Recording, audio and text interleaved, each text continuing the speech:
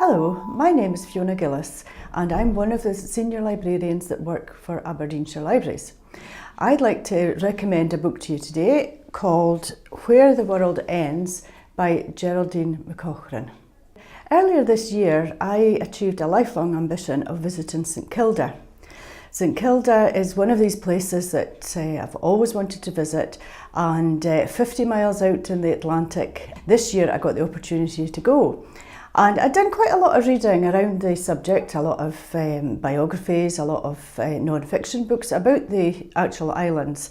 But when I came back, I was regaling my colleagues of the tales of St Kilda, and somebody said to me, "Have you read a book that's recently been published by children's author Geraldine McCaughrean called Where the World Ends?"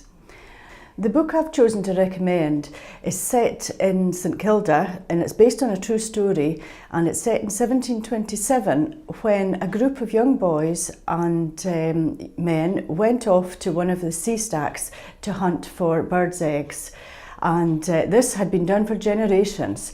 And as usual, they got dropped off on the stack, and with no shelter. They had to build a shelter when they got there. And they would be expecting to be picked up by a boat in a fortnight's time. However, when the fortnight came, nobody came back for them. And this actually went on for 6 months.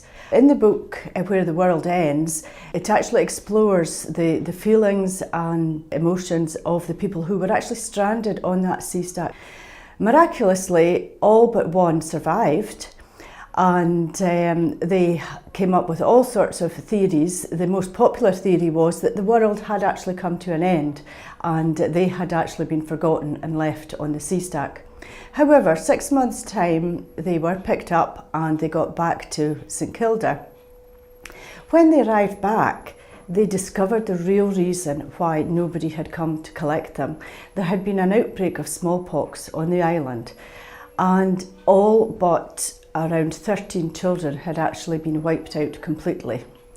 Although this is a tragic story and is very moving in places, I would thoroughly recommend it. It's very compelling and it's a great insight into the cultural history of the people of St Kilda.